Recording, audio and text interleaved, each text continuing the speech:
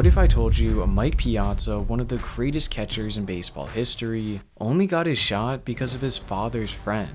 Yes, that's right. Piazza was chosen in the 62nd round of the 1988 draft simply as a favor, but he turned that into 12 All-Star selections, the most home runs ever hit by a catcher, and a well-earned plaque in Cooperstown. So how did a player that every scout overlooked become one of the greatest catchers the game has ever seen? And how did a simple favor turn into a Hall of Fame career? Before he was the Hall of Fame catcher we know him as today, he was just a high school kid hoping for any chance he could get to play at the next level. Fortunately for him, his father Vince was friends with longtime Dodgers manager Tommy Lasorda from their hometown in Norristown, Pennsylvania. Through his connection with Lasorda, he was able to arrange a visit from one of baseball's all-time greats to look at Mike when he was just 16. Yeah, he looks good. This kid looks good. He hits the ball good. Damn, this kid looks good. He really looks good. Thank you. I'm not kidding you. You look great, buddy. You do. Ted Williams stopped by the Piazza household to watch Mike take BP, to which he was left impressed by his raw ability. This kid hits the ball harder than I ever did at 15, 16.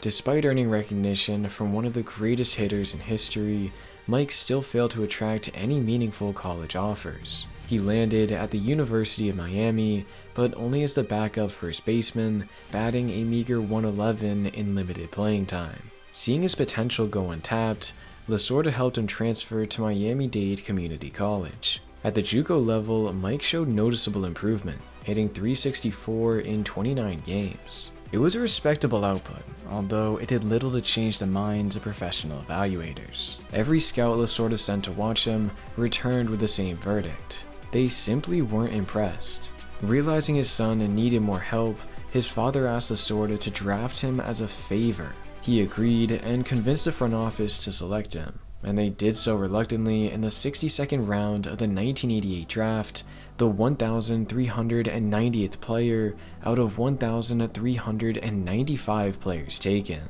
It was a dream come true for Mike to be part of a major league organization, but it was done merely as a favor, not because the team actually believed in the teenager. That's why it became so odd when he started to turn heads in the minor leagues. In 1991, his .884 OPS and 29 home runs at High A earned him a promotion the following season, where he broke out in a big way. Splitting time between AA and AAA, he posted 8,000 OPS across 125 games, firmly establishing himself as one of the Dodgers' top hitting prospects. This was a breakout no one saw coming. It was fueled by Mike's relentless drive to improve and his willingness to do whatever it took to reach the majors. Recognizing that his path as a first baseman was crowded, he made the bold decision to switch to catcher, believing it gave him a far better chance of earning a spot on a major league roster. His relentless work paid off with a late season call-up to the Dodgers, and it didn't take long before he started to make a name for himself. In his debut, he recorded his first 3 hits and worked a walk, helping the Dodgers win in extras. There's a drive to right center field by Piazza, his first major league hit. He'll go into second, and he'll stop right there. So Piazza will want the baseball. And Tommy Lasorda's got to be happy, along with his dad Vince Piazza looking on, sure. He achieved his first major league hit in his first at-bat, with his first homer following not long after.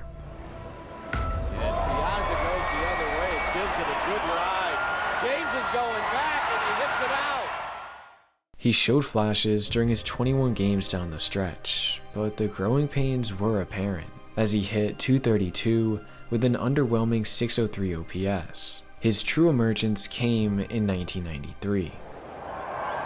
High and deep to left center field. Deion Sanders looking up to the wall. It's gone. 2-run homer for Mike Piazza. And with one swing of the bat, he's made it a 1-run game. It's 3-2 Atlanta. Watch how Piazza pulls his hands in to get the head of the bat out there, right there, and gets tremendous bat speed generated as a result.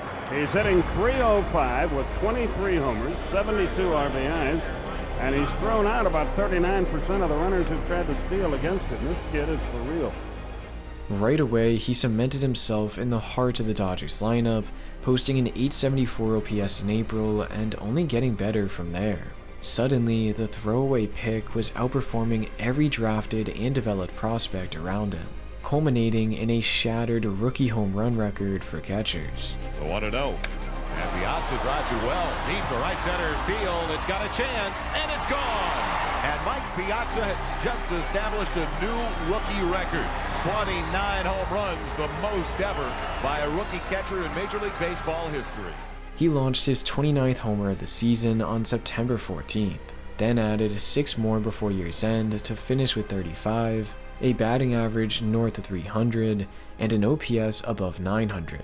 It was an unbelievable campaign, earning him the Rookie of the Year award and a 9th place finish in MVP voting. But one thing was missing, a playoff berth. In 1993, the Dodgers missed out after finishing 81-81. Luckily for them though, things were about to change. Ahead of the 1994 season, MLB realigned its divisions, expanding from 2 7-team divisions to 3 divisions, 1 with 4 teams and 2 with 5. Which meant instead of battling the Braves dynasty for first, they were now in a far weaker group featuring the Giants, Rockies, and Padres. For this reason alone, many assumed the Dodgers would contend, but instead they stumbled out of the gate. A 4-9 record to start saw them descend toward the bottom of the division. They remained under 500 over the coming weeks, with their walk-off loss against the Giants on May 8th, sending them to 14-17. Things simply weren't going their way. In the loss to the Giants, the team suffered injuries to starter Oral Hershiser, second baseman Delino DeShields, and first baseman Eric Karros. With the team beat up, Piazza was tasked with picking up the slack, and he did just that. 2-2 pitch. Fly ball right field deep. Jim Eisenreich drifts towards the corner, looks at the wall. Gone. Home run, Mike Piazza the other way. Believe how strong he is. We kept talking about you want to make him beat you the other way if he does. And he hits that high fly ball right down the line, and it just kept going.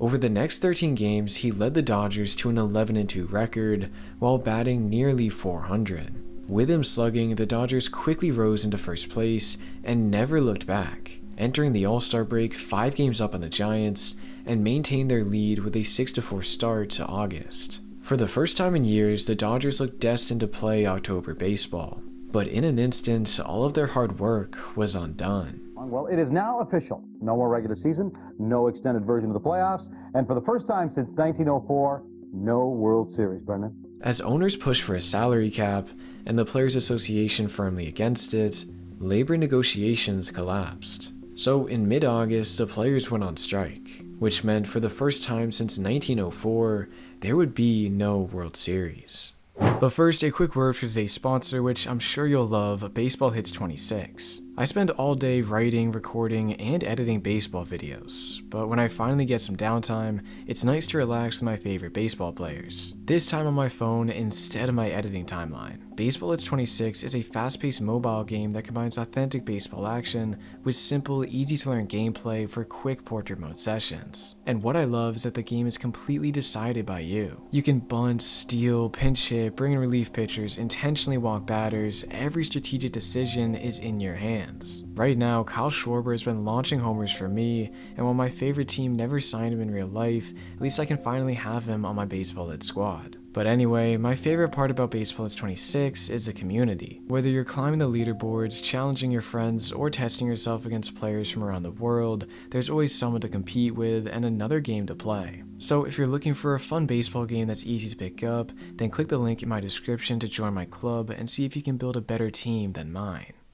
It was a crushing reality for a group that had worked tirelessly to reach the playoffs. Instead, they were left with the agonizing truth that their best chance in years had slipped away. This disappointment lingered throughout the offseason, becoming the motivation that drove them to return even stronger the following season. Which is awesome. And down goes Hill.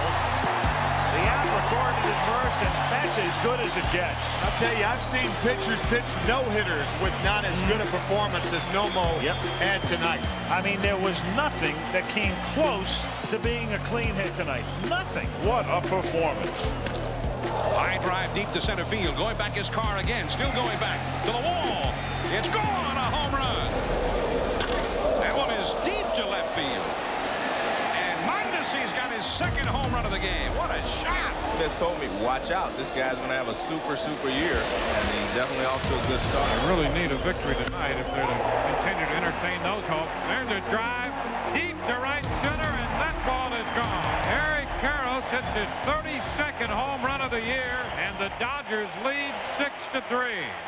Hideo Nomo was the ace who led the rotation, Raul Mondesi was performing like a 5-tool player in right field, and Eric Karros launched 32 homers and drove in 105 runs. They were the backbone of the club, while Piazza remained as its heartbeat. 5-5 ball game.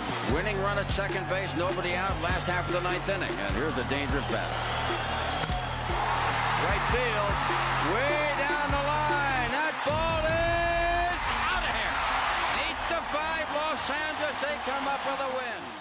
On June 26th, facing future Hall of Famer Trevor Hoffman, he launched a walk-off 3-run blast to win it for LA, and from there, he kept on mashing. Joe Malpatano giving the signs, and this ball hit deep to right. It's going, and it is gone. Goodbye. Back in action, and the fans love it. It was without question his best offensive season yet. He finished 3rd in batting average at .346 and 6th in OPS at 1,006. Through Piazza's efforts, the Dodgers won the division for the first time in 8 years, squaring them up against the Cincinnati Reds. The winners of the Central Division were a powerhouse. The MVP Barry Larkin fueled the offense, which saw multiple players receive MVP votes, and second-place Cy Young finisher Pete Shurik led a strong rotation. With this in mind, most anticipated a hard-fought and evenly contested battle. But Game 1 shattered those expectations immediately as the Reds stormed to a 4-0 first-inning lead, foreshadowing the lopsided series that followed. 1-2 pitch, runner goes from first, line to left center field. Roberto Kelly on the run, Butler on the run, and bounces. 2 runs will score. Morris into second with a double, and the Reds lead 2-0. 2-1 pitch. Hit high and deep to left field. This one has a chance to go if it stays fair. Home run. Santiago delivers, and Cincinnati leads 4-0. The Dodgers were battered by the Reds, losing 7-2 in Game 1, 5-4 the following night, and 10-1 in the finale. Piazza was largely ineffective during the series, with his performance in Game 2 receiving heavy criticism. In the 1-run contest, he went 0 for 5 with 7 left on base, including 3 in scoring position. It was a quick exit for a team brimming with optimism, and unfortunately for them, the following year was more of the same. Ripped to right center field, back it goes, back, gone! And the Braves have forged ahead 2-1. Now Jermaine Dye into deep left field, a 3-home run night and a 3-2 lead Atlanta. He's ready. Now Chipper Jones into deep right, 5-0 Braves. Back-to-back postseason bids were met with back-to-back divisional round sweeps, this time at the hands of the Atlanta Braves. Piazza was distraught, wondering how he could lead his team to the playoffs, only to come up short in the first round once again. For Piazza, making the playoffs was only the first step. He wasn't satisfied with simply reaching October, he wanted to bring home a World Series title. That pursuit fueled his offseason as he spent countless hours in the batting cage and the weight room, determined to return stronger and take the next step toward championship glory. That one is hit a mile. A majestic shot to the top of the bleachers out there. Wow! Number 37 for Piazza. And that one may be as long as he's ever hit one. After the heartbreak of the 1995 and 1996 seasons, Piazza responded by producing arguably the greatest offensive season by a catcher. His .362 batting average ranks 5th all-time in the position and stood as the highest mark in over 60 years. His 40 home runs are tied for the 6th most, while his 1,070 OPS remains the highest single-season mark in history, cementing his season as one of the greatest individual performances baseball has ever seen. However, his efforts were overshadowed by an underwhelming Dodgers squad that missed the playoffs in the final week of the season. For the third straight year, the Dodgers would be heading home early, an outcome most would have preferred to leave behind and turn their attention toward the year ahead. But with Piazza's contract winding down, the story of the season became less about playing in October and more about whether or not his time in Dodger Blue was coming to an end. I think they had the ideas, well, we gave you your chance, we gave you your opportunity, and I'm like, I don't feel lucky to be here. I feel like you're lucky to have me, so I kind of felt like, hey, you need to step up and do the right thing. For Piazza, after his magnificent 1997 campaign, he was expecting to get paid. At the time, the largest contract ever signed was Pedro Martinez's 6-year, $75 million pact with the Boston Red Sox. He wanted to not only break it, but set himself far and away at the top, with MLB's first $100 million contract. It was a figure the Dodgers were reluctant to reach, offering 6 years, $79 million. And because of this, fans started to turn on their once beloved star.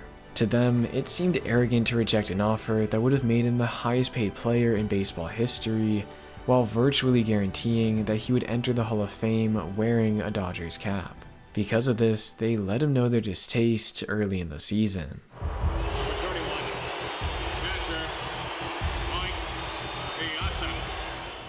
It was a situation neither the player, team, nor fans wanted to find themselves in. So, when extension talks stalled in May, the Dodgers were forced to do the unthinkable. In a shocking move, he was dealt to the reigning World Series champion Florida Marlins. But with owner Wayne Huizenga gearing up to sell the franchise, the team was being stripped to the bones, and Piazza was informed that he was only passing through. Jim Leland brought me in his office. He goes, listen, man, you're going to get your money. No doubt in your mind. You deserve it. You earned it. You're going to get paid. Obviously, it's not going to be here. We're already talking. There's some other teams that are interested. He goes, you may not even play. He goes, just keep yourself in shape. And obviously, you'll probably be out of here in a few days. Sure enough, just 5 games into his Marlins career, he was traded. This time to a far more desirable landing spot. Steve Phillips gave Mets fans what they had been longing for. A marquee player, a superstar. Catcher Mike Piazza acquired from the Florida Marlins. The scoreboard heralded the impending arrival of the 5-time All-Star. And no matter where you turned last night, the talk was all about Piazza and what he means to the Mets. After his deal became finalized, he felt a renewed sense of purpose, stating that he was very excited to be playing for the Mets, and especially in New York City. On paper, it seemed like the perfect fit. He had a personality built for New York, and his bat filled a gaping hole in their lineup. But the two sides got off to a rocky start. You see, when he was acquired by the Mets, they were anticipating a big run producer. So when he only drove in 24 in his first 56 games, he was starting to hear boos once again.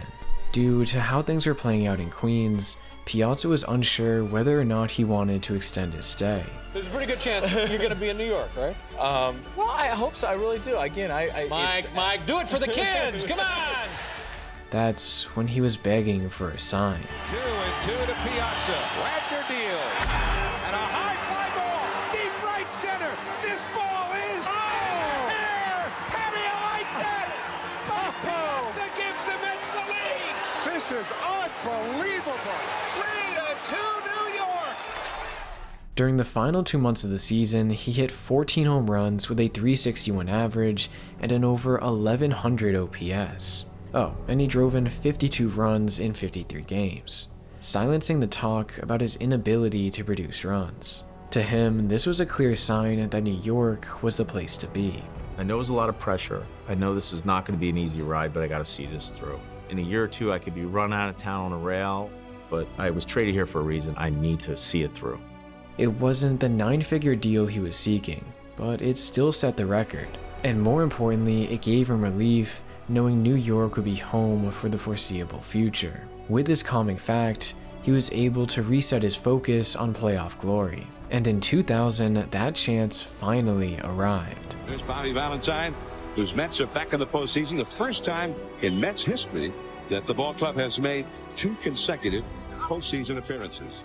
After a 94-win season, the Mets squared off against the 97-win San Francisco Giants, a team loaded with offensive talent. They had Jeff Kent, Here comes Kent, high, deep, Agbayani, back, it is out of here!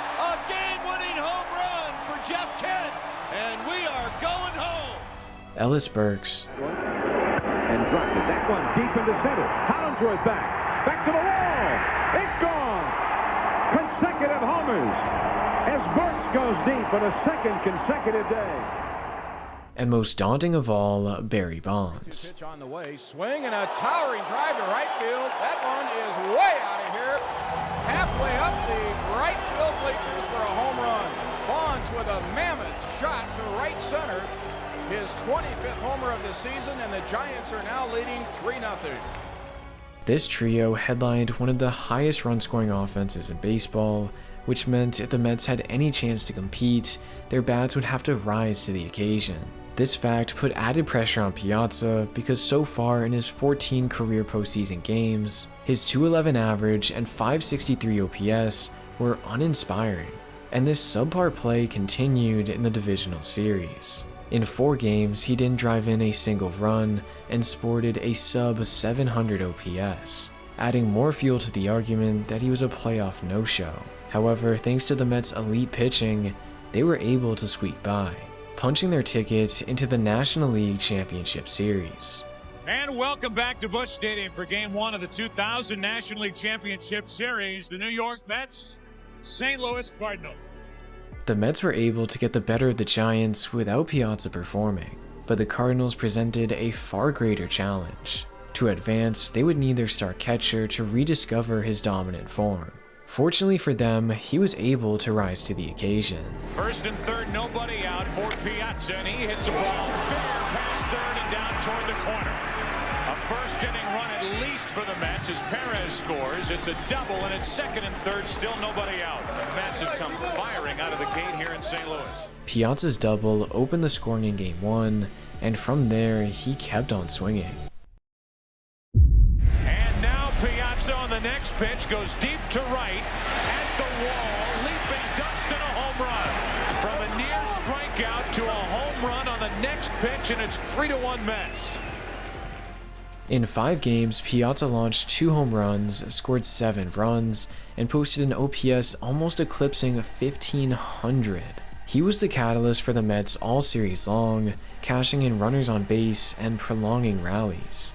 As a result of his stellar play, he was rewarded with his first World Series appearance. In his 9th MLB season, Piazza was World Series bound, and he couldn't be happier. But in order to get over the hump, he would have to do it against their crosstown rivals, the New York Yankees. For the first time ever, the 2 New York teams would be squaring off on baseball's biggest stage. On one side, the Mets were eyeing their first championship since 1986, while the Yankees were on the verge of their 4th in 5 seasons. That's right, the Yankees dynasty of the late 2000s was an absolute juggernaut. They had the game's best offensive players, the best starters, and easily the best closer in history.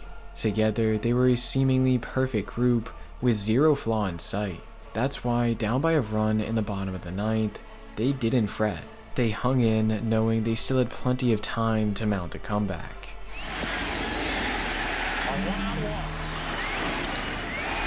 Into right field, a base hit. Tying run at second, O'Neill. Left field, base hit. McEwing ready to throw, and the bases are loaded with only 1 out. A walk, back-to-back singles, and the bases are loaded back to the top of the order in Knobloch.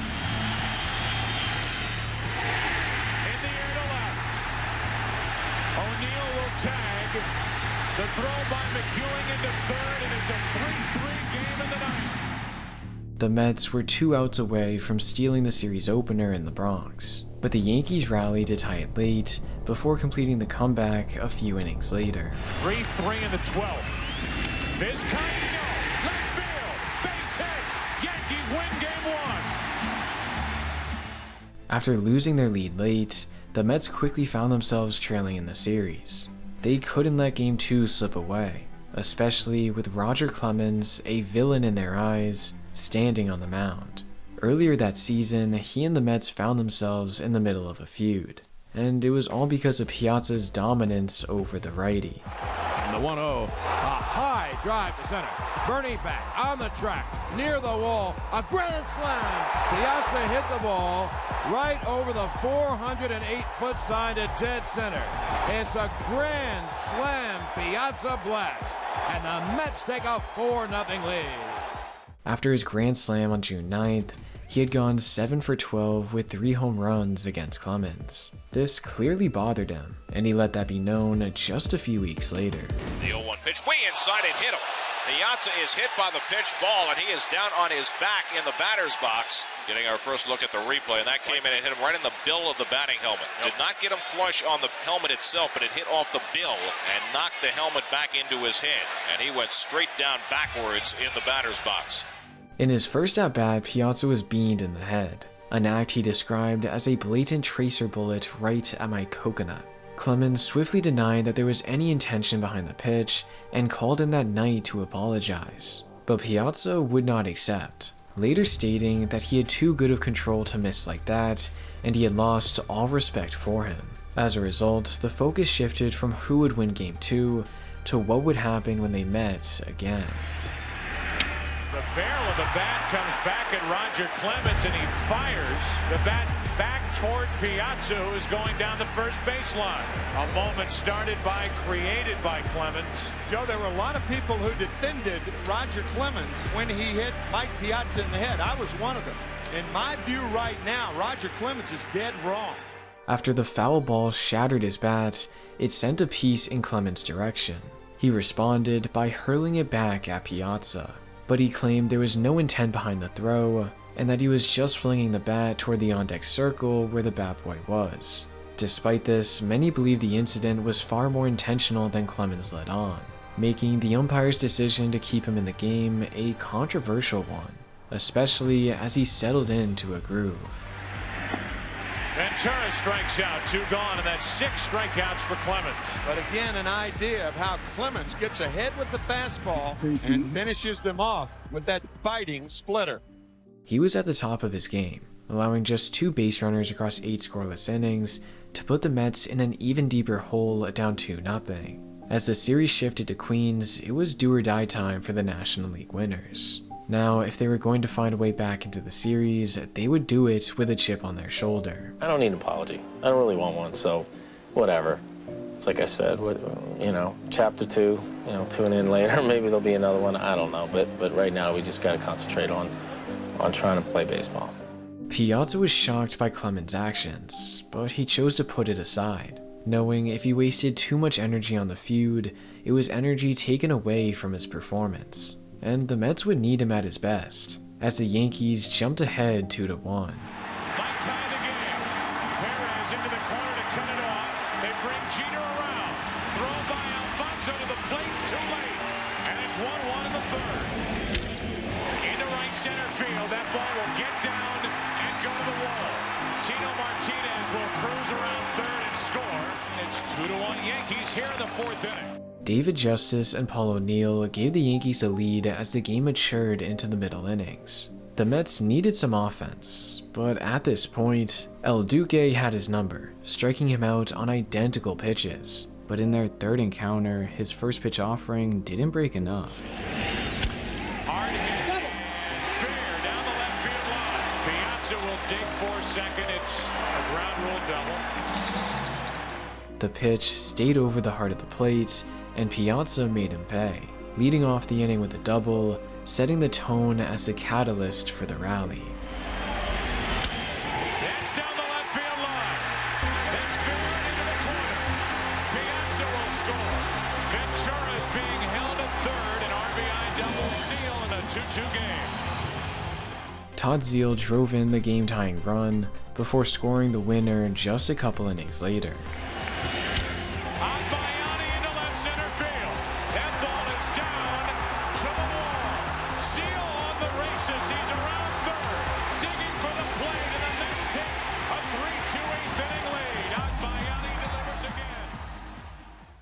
A 3-0 deficit would have been an insurmountable challenge, but down 2-1 with a pair of games at home, the Mets started to believe.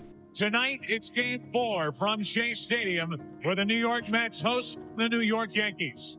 Fans packed Shea Stadium, eager to witness their beloved team level the series, but their excitement soon vanquished after the first pitch of the game. Well hit into left field. Back at the track. with a bang. Derek Jeter with 15 home runs on the regular season on one pitch puts the Yankees ahead. Derek Jeter led off with a home run, and the Yankees kept scoring from there. And that fly ball into right center field. O'Neill will tag and score. To the right side, a run scores. Jeter to the plate. RBI ground out by Soho, and it's 3-0 Yankees in the third. A run in each of the first 3 innings put the Mets behind early. This killed the emotion inside the ballpark as Yankee cheers took over. The Mets needed to rebound and fast, or risk the game slipping away. But fortunately, this is when Piazza took matters into his own hands. Something to do with that. Piazza gets into one to left field. Back at the wall. Goodbye. 2-run homer Piazza. It's a 1-run game. His 2-run shot gave the club confidence they could fight their way back.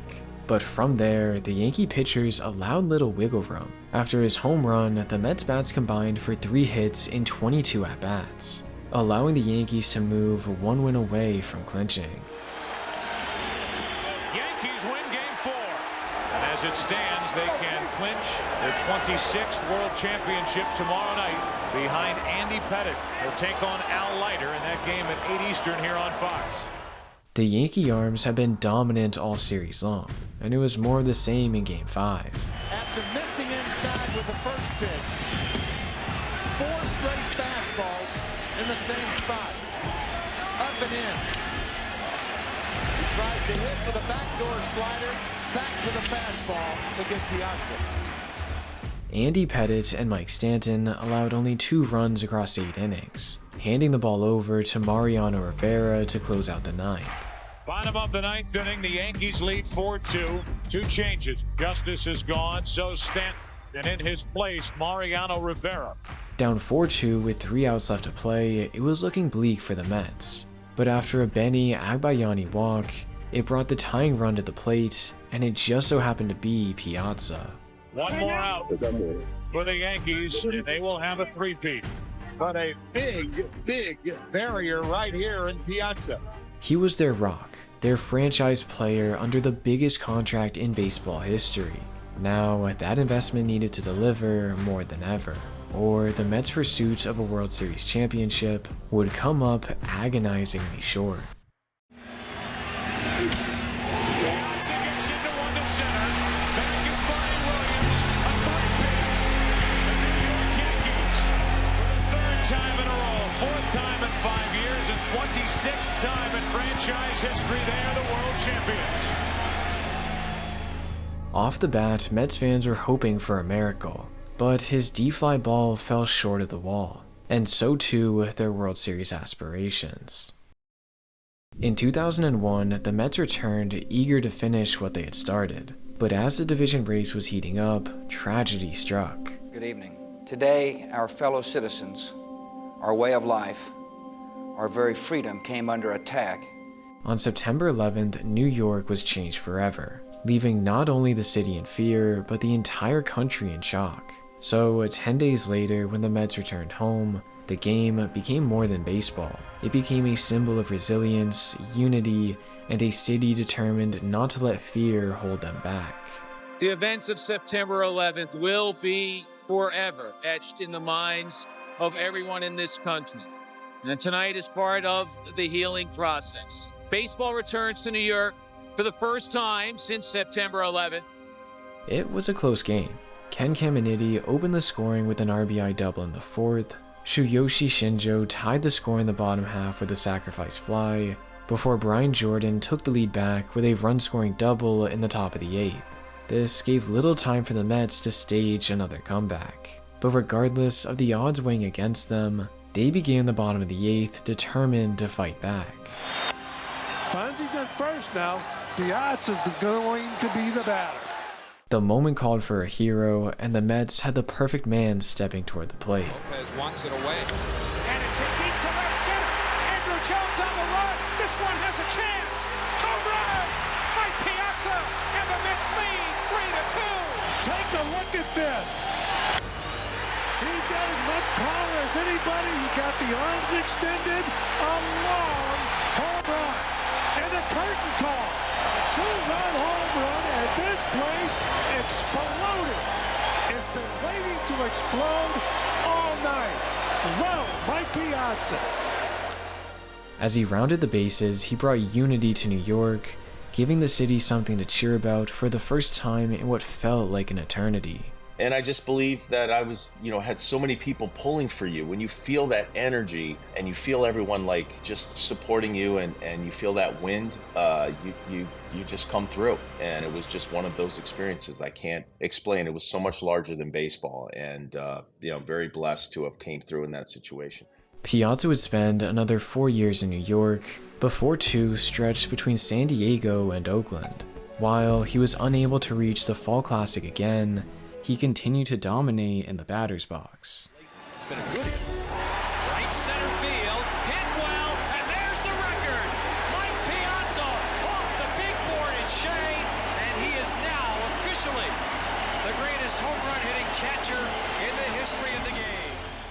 Piazza cemented his legacy as the greatest power-hitting catcher in baseball history, holding the record for most home runs by a catcher, while earning 12 All-Star selections and 10 Silver Slugger awards, accolades which Cooperstown took note of, electing him as part of the 2016 class, an incredible accomplishment by a player only drafted as a favor. Tommy Lasorda was always in my corner. He believed when he watched me hit at a young age of 14 that I could play Major League Baseball. You gave me big league at-bats in spring training when I was a green, wide-eyed kid out of junior college. He convinced then scouting director Ben Wade to waste a late round, and I mean late round draft pick on me. And so began my adventure in professional baseball. I want to thank you all for sharing this with me. God bless you, and thank you very much.